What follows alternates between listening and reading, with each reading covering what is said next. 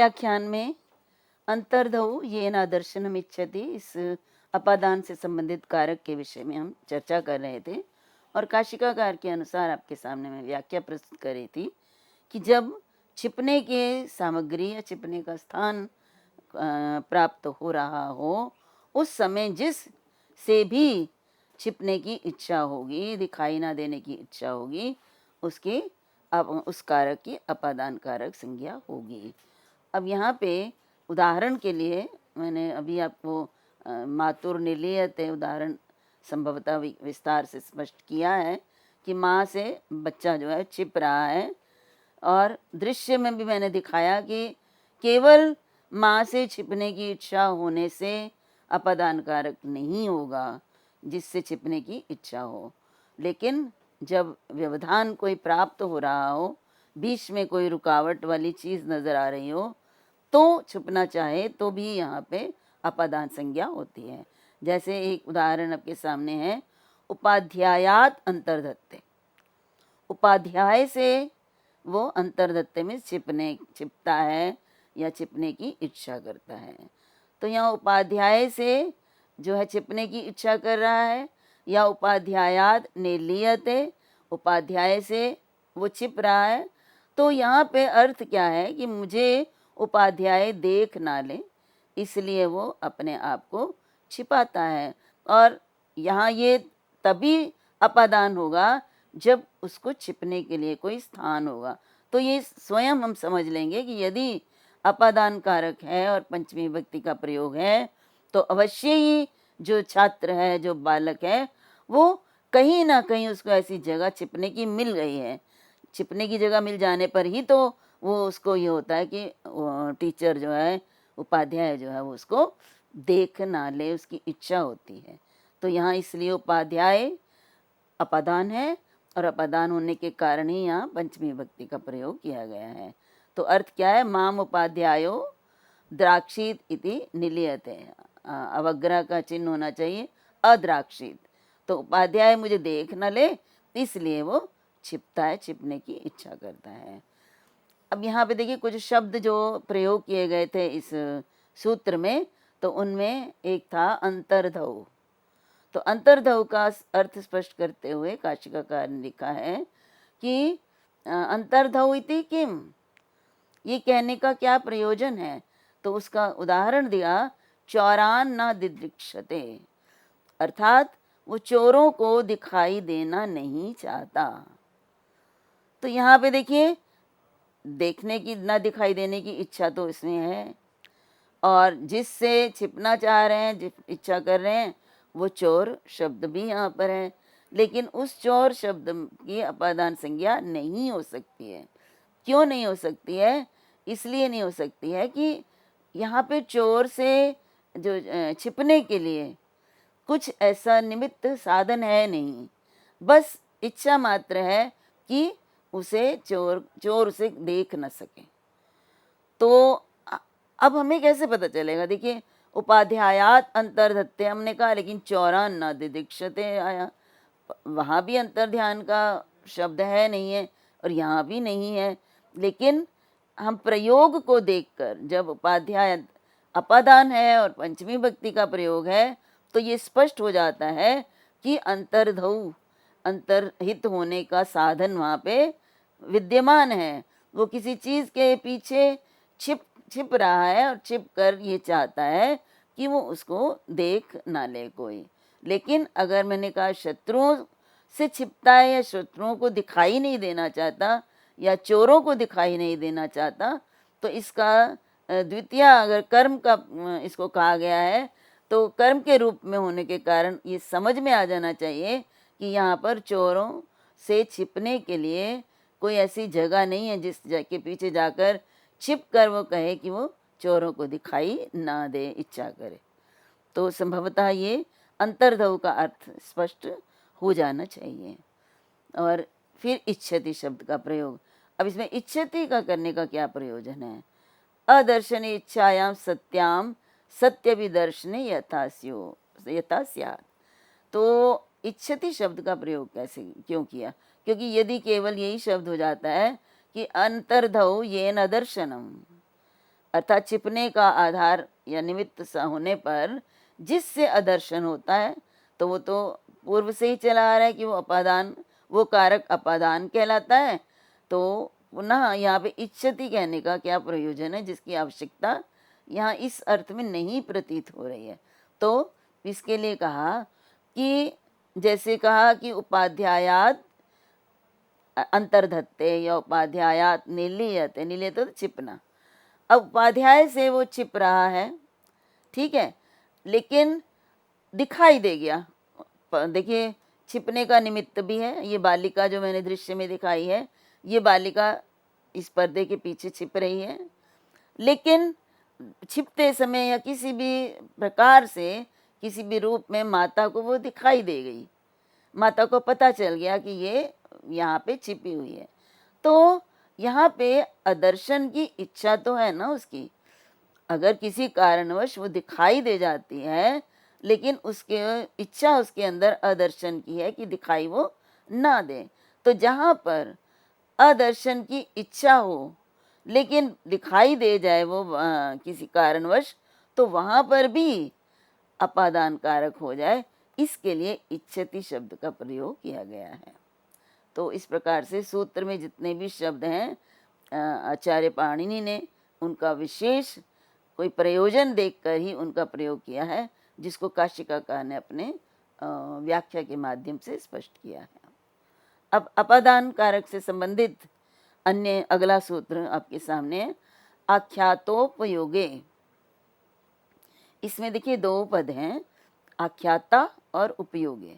आख्याता आ है और उसके बाद उ है, तो आद्गुणा सूत्र द्वारा गुण संधि ओ हो जाएगी, तो इसलिए बना आख्यातोपयोगे।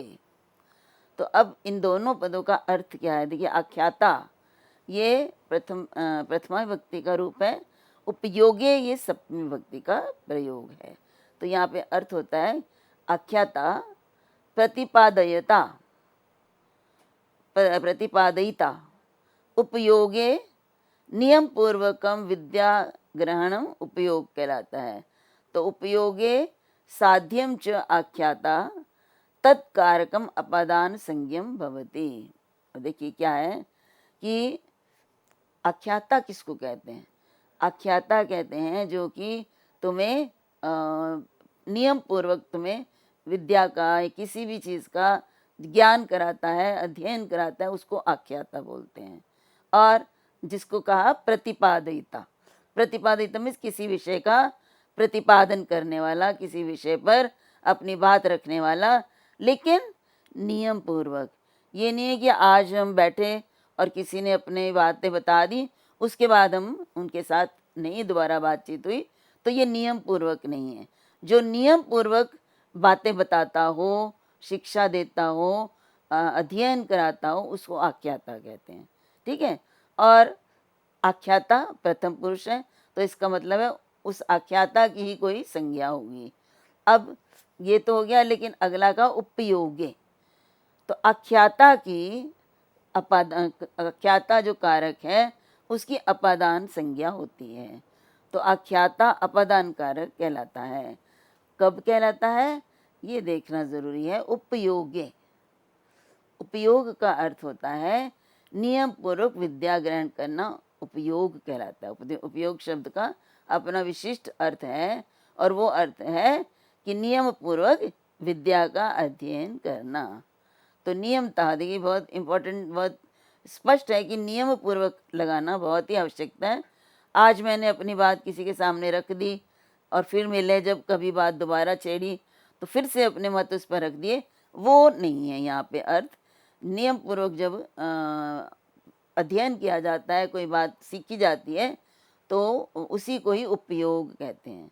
तो जब ऐसी स्थिति हो कि नियम पूर्वक अध्ययन हो रहा हो और फिर उसका जो आख्याता होगा, अध्ययन करें तो कोई ना कोई तो उसका अध्यापक होगा ना, उसका बताने वाला, तो जो उसका आख्याता होगा वो अपादान होगा, उसको अपादान कहेंगे। तो यहाँ पे उदाहरण जैसे है हमारे पास उपाध्यायात अधीते, उपाध्याय से अधीते मीन्स अध्ययन करता है। तो देखिए अध्ययन करता है, अध्ययन का अर्थ है नियम पूर्वक विद्या का ग्रहण करना।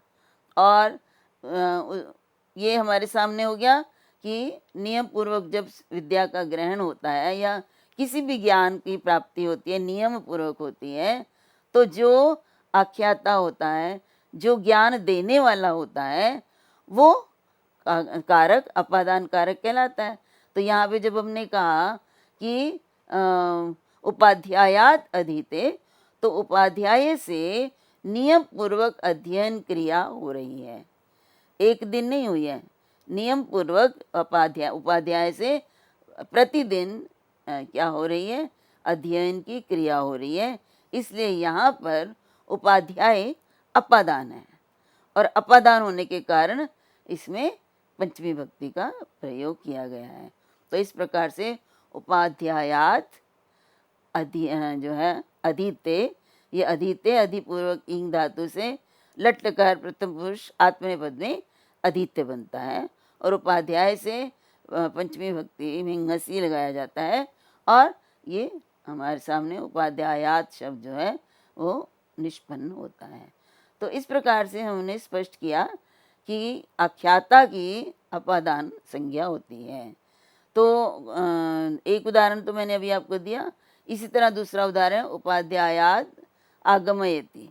तो उपाध्याय से आगमयति प्राप्त करता है, ग्रहण करता है, तो यहाँ पे नियम पूर्वक ग्रहण करता है, इसलिए उपाध्याय शब्द से जो है कि अपादान कारक संज्ञा, और अपादान होने के कारण इसमें पंचमी भक्ति का प्रयोग है।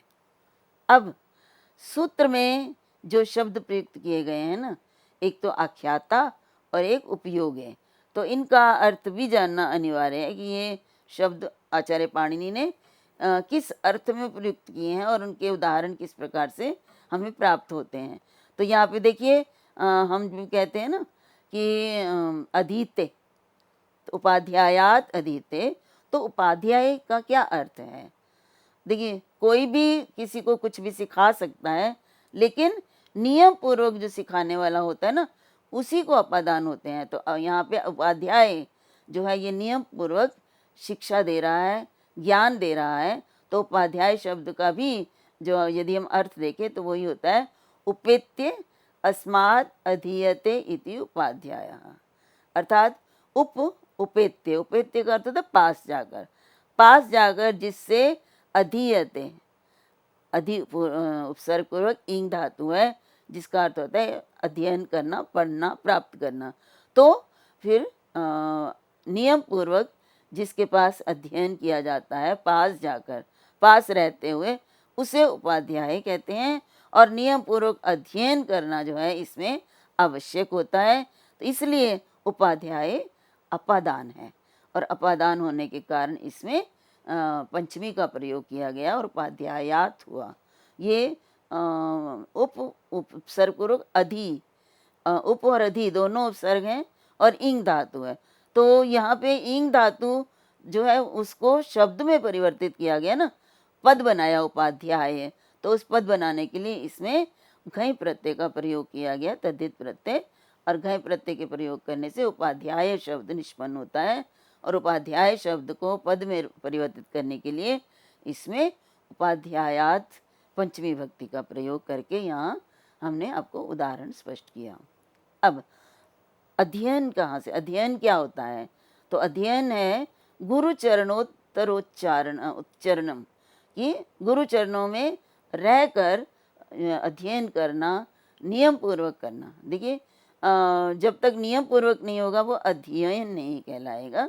तो ये दोनों ही शब्द अपने आप में, आख्याता शब्द ही वही है जो कि जो नियम पूर्वक ग्रहण करता है और उसको जो बताता है वो आख्याता है, और उपयोग अर्थात जो नियम पूर्वक, जैसे हमारे शास्त्रों में एक छात्र को किस तरह से गुरु से शिक्षा प्राप्त करने के लिए किन किन नियमों का पालन करना होता है, भिक्षाटन करना है, भूमि शयन है, और भी बहुत सारे ब्रह्मचर्य आश्रम में करणीय और अकरणीय कार्य बताए गए हैं हमारे धर्मशास्त्रों में, उनका पालन करते हुए नित्य प्रति अध्ययन करना, सीखना ही उपयोग कहलाता है।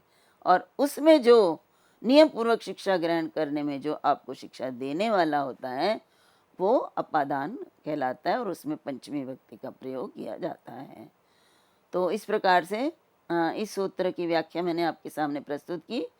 अब अगला सूत्र है आपके सामने, जनी कर्तुः प्रकृतिः। इसमें देखिए दो पद हैं, एक है जनी कर्तु और दूसरा है प्रकृति ही।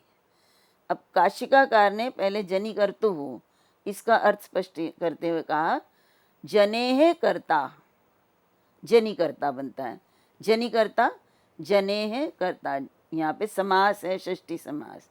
जन क्या होता है, जनी। तो वैसे तो जन धातु होती है और इसको हमने धातु से शब्द रूप बनाया तो जनी बन गया, जन धातु। तो जन धातु का या जनी क्रिया का, जनी क्रिया का क्या अर्थ है, जन धातु होता है जन्म देना, जन्म लेना। तो जो जन्म देना है, जन्म लेना कहेंगे यहाँ पे, क्योंकि इसका कर्ता कौन है, तो जन्म लेने का जो कर्ता होता है, तो जन्म लेने का कर्ता और उस कर्ता की जो प्रकृति होती है, प्रकृति मीन्स जन्म देने वाला, जन्म लेने वाला का कर्ता और जो जन्म देने वाला है उसको हम प्रकृति कहेंगे। तो जनी कर्ता, जन्म लेना हो गया जनी, और उसका कर्ता, तो जन्म लेने का कर्ता कौन है। देखिए, अगर मैं आपको एक उदाहरण से इस बात को स्पष्ट करना चाहूँगी कि जैसे हम कहते हैं कि रामः जायते, है ना, तो यहाँ पे जायते ये क्या है, जन्म लेना, जन धातु से जन्म लेना अर्थ में प्रयुक्त है। जायते उत्पन्न होता है, जन्म लेता है। अब इस जन्म लेने का कर्ता कौन है, राम। हमने कहा है जन्म लेने का कर्ता, कौन जन्म लेता, कर्ता मीन्स जो उस कार्य को करता है। तो जन्म लेना क्रिया है और जन्म लेना क्रिया का कर्ता है राम। तो राम कैसा है, जायमान, जायमान, उसको हम जायमान कहेंगे। तो जनी कर्ता जो है उसको हम कहेंगे जायमान, जो जन्म ले रहा है वही जन धातु का जन्म क्रिया का कर्ता है। और उस जन्म क्रिया का जो कर्ता है उसकी प्रकृति, प्रकृति कहते कारण को, उस जन्म लेने वाले का जो मूल है जहाँ से वो जन्म लेता है, तो जनी कर्ता का जो प्रकृति है, अर्थात जो उसकी प्रकृति में जिससे वो जन्म लेता है जायमान, उसको क्या कहेंगे, उसको हम क्या कहेंगे, अपादान कहेंगे। वो कारक अपादान कहलाता है। काशिकाकार ने कहा जने कर्ता, अर्थात जन्म लेना क्रिया का जो करता है। जन्म लेना एक क्रिया है और जन्म लेना, जन्म लेगा कौन, किसमें ये क्रिया होगी जन्म लेने की, तो उसको कहेंगे जन्म लेने वाला या जायमान, और उसे कहेंगे जनी कर्ता। जनी कर्ता का मतलब उत्पन्न होने वाला व्यक्ति या कोई भी वस्तु या व्यक्ति। तो अब उसको कहेंगे जनी कर्ता। और जन्य, जन्य अर्थ से जन्मना कर्ता जायमाना, ठीक है ना, तो वो जन्म का कर्ता जो है वो जायमान हो गया। उसकी प्रकृति कौन है, जनी कर्तु षष्ठी भक्ति में है, तो जनी कर्तु की प्रकृति, कारण, वो हेतु, तो वो कारण जो है अपादान कहलाता है। जैसे उदाहरणों से अगर हम आपको बात स्पष्ट करें तो जैसे श्रृंगात शरो जायते। अब जो है यहाँ पे श्रृंग जो सींग होते हैं ना, उनसे शरबाण जायते उत्पन्न होते हैं, बनते हैं। इसी तरह गोमयात वृश्चिको जायते, गोमय गोबर को बोलते हैं, और गोबर से वृश्चिक बिच्छू उत्पन्न होते हैं। तो यहाँ पे देखिए, इन दोनों वाक्यों में देखिए कि जन्म लेना क्रिया है जायते, जायते मीन्स उत्पन्न होना क्रिया। उसका कर्ता कौन है, श्रृंग है या शर है, शर है ना। कौन जायमान है, कौन उत्पन्न हो रहा है, शर, बाण। तो बाण जायते क्रिया के कर्ता हैं। जायते जन्म लेना, और जन्म लेना क्रिया के कर्ता कौन है, शर, बाण। तो जनी कर्तु अर्थात जन्म लेना क्रिया के कर्ता अर्थात बाण, इसकी प्रकृति। अब इन बाणों का कारण क्या है, श्रृंग, सींगों से ये बाण बनाए जा रहे हैं, उत्पन्न हो रहे हैं। बाणों की उत्पत्ति श्रृंग से हो रही है।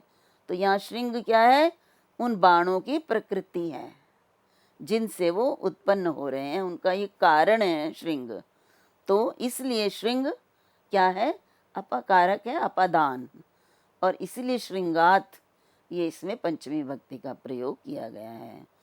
तो देखिए, हम सिंपल सीधे ये नहीं, अगर हमें परीक्षा में भी हमसे पूछा जाता है कि विभक्ति का कारण बताइए या कारण सहित विभक्ति निर्देश कीजिए, तो केवल अगर हम ये बता देते हैं कि जनि कर्तु प्रकृति सूत्र द्वारा श्रृंगात जो है इसकी अपादान कारक संज्ञा और इसलिए इसमें पंचमी विभक्ति का प्रयोग है, तो इससे आपका कार्य पूर्ण नहीं हो जाता, क्योंकि आपको स्पष्ट करना है कि श्रृंग जनि कर्तु प्रकृति कैसे है।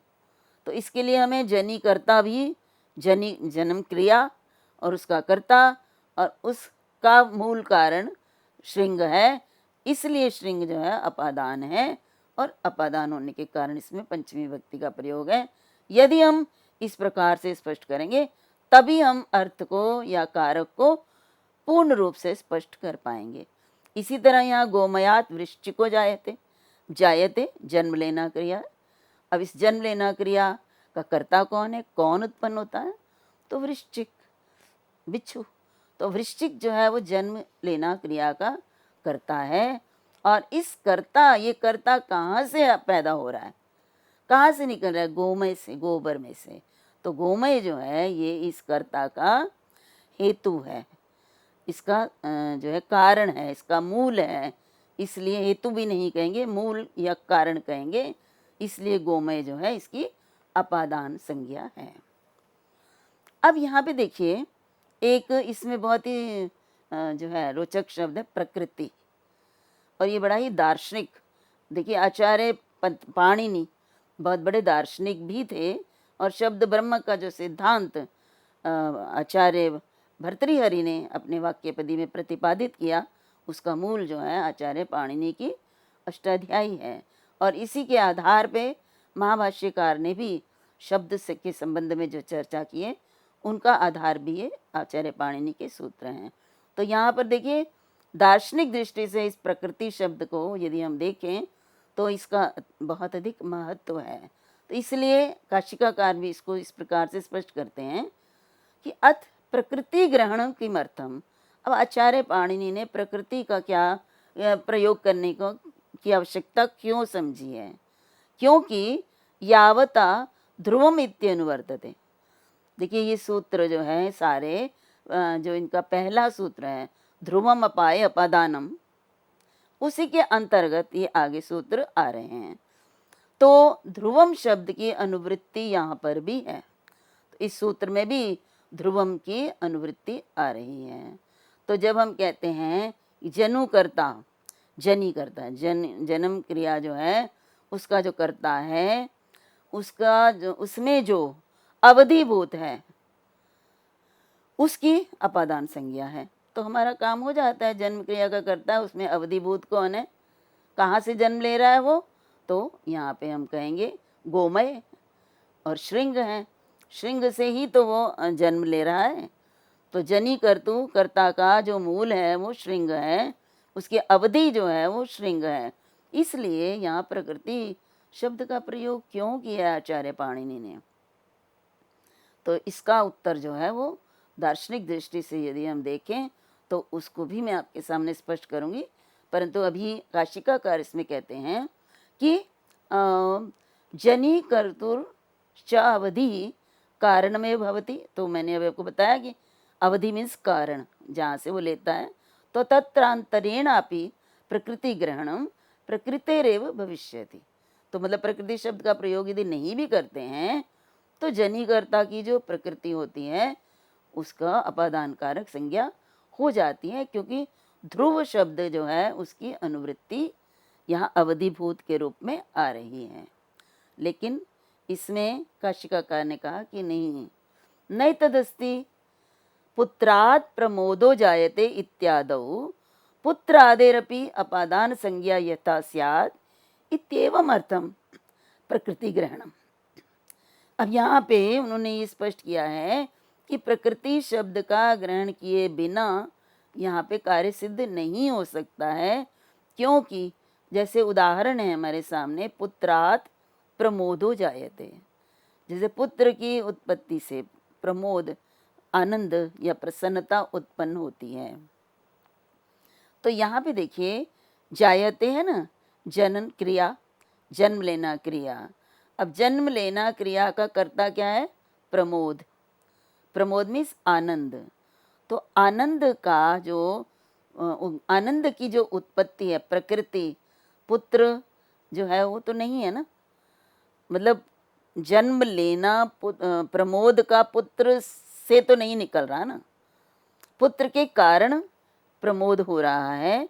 लेकिन जिस तरह से कहा कि जो श्रृंगात शरो जायते, तो यहाँ पे श्रृंग से निकल कर जैसे शर जो है बाण हमारे सामने उत्पन्न होकर दिखाई देता है, ऐसा यहाँ पे पुत्र से प्रमोद उत्पन्न होता है।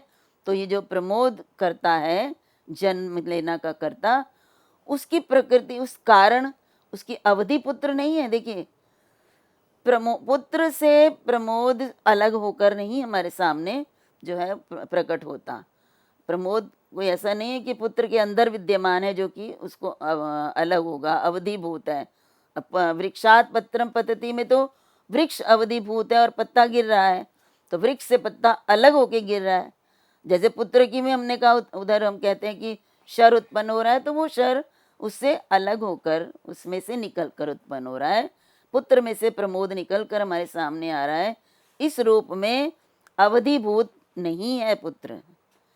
तो यदि प्रकृति शब्द का प्रयोग ना किया गया होता तो यहाँ पर पुत्र शब्द की अपादान संज्ञा नहीं हो सकती, और अपादान ना होने के कारण इसमें पंचमी विभक्ति नहीं लग सकती थी। इसलिए यहाँ प्रकृति शब्द का प्रयोग किया गया। यहाँ पर ये भी एक बात जानने योग्य है कि यहाँ प्रकृति शब्द केवल मात्र एक उस अर्थ में कि उसमें से उसी के अंश के रूप में निकल के आना, इस रूप में प्रकृति का अर्थ नहीं होता।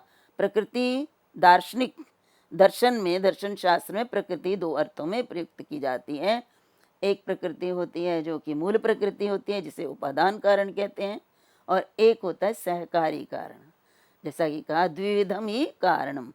कारण या प्रकृति दो प्रकार की होती है, उपादान और सहकारी। तो यहाँ पे जब उपादान कारक, जहाँ की उसमें से अभिन्न देश, मतलब एक ही स्थान में हो और उसमें से निकल कर जब उत्पन्न होता है, तो वो उपादान कारक होता है। जैसे घट है तो घट से मिट्टी, मिट्टी जो बनती है तो वो घट में से ही उसके अंश के रूप में लेकर बनती है। तो ये है उपादान कारण, और जिसको कि हम असाधारण कारण भी न्याय दर्शन या वैशेषिक दर्शन की परिभाषा में कहते हैं। और असाधारण कारण ही समवायी कारण है, जिसके बिना कार्य की उत्पत्ति नहीं हो सकती है, उसे हम उपादान कारक कहते हैं। तो इसी प्रकार से इस सूत्र को स्पष्ट करते हुए कारण के ऊपर चर्चा की गई है, और आचार्य पाणिनि के दर्शन शास्त्र विषयक जो उनका ज्ञान है, उस पर भी विचार करेंगे हम। तो अगले व्याख्यान में मैं आपके सामने इस पर विस्तृत रूप में चर्चा करूंगी। तब तक के लिए इतना ही। आप सबको मेरा हृदय से नमस्कार, धन्यवाद।